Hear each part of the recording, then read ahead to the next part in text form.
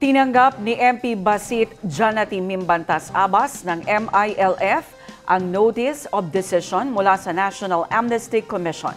Kabilang si Abbas sa listahan ng unang batch ng amnesty grantee na nirelease ng Malacanang. Siya ang kauna-unahang amnesty grantee mula sa MILF at kabilang sa mga naghain ng amnesty application. Ang detalye mula kay Naphtali Velarde. The National Amnesty Commission shall in due time issue a certificate of amnesty and amnesty identification card in your favor. Issued this 4th day of October 2025 in the municipality of Butik, province of Lanao del Sur, signed by Attorney Lea C. Tanodra Armamento, chairperson of the National Amnesty Commission. Personal na iginawad ni NAC Chairperson Attorney Lea Tanodra Armamento, Commissioner Serme Ayuyaw at Commissioner Jamar Culayan ang Notice of Decision kay MP Basit Janati Mimbantas Abbas ng MILF. Isinagawa ito araw ng Sabado sa Alim Abdulaziz Mimbantas Memorial Center, MILF Panel Satellite Office, Camp Bushra sa Myorang, Barangay Sandab, Butig, Lanao del Sur. So I'm very happy. I was surprised talaga na ma-process agad rin yung applicants na MILF. Kasi baka sabi nila ako lang ang na-approve.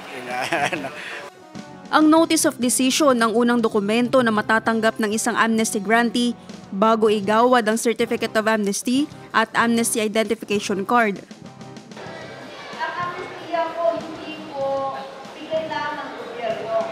Ito po ay isang obligasyon ng gobyerno sa inyo dahil kung pinirma po ang gobyerno sa CAP or sa ating peace agreement, kasama po ito na hiningi or in-impose ng MILF at MNLF na obligasyon ng gobyerno na bigyan ang lahat ng mga miyembro ng MILF, MNLF, mga lumad natin na lumaban sa gobyerno, bigyan sila ng amnesty.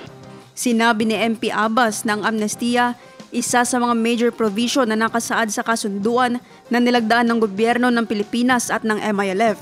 Kaya hinikayat nito ang kanyang kapwa-miyembro na maghain ng aplikasyon. So we have to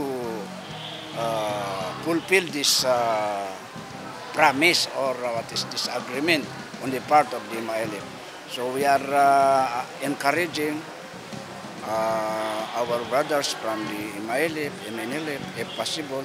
This is agreed upon between the government, national government, and the More Islamic Liberation Front.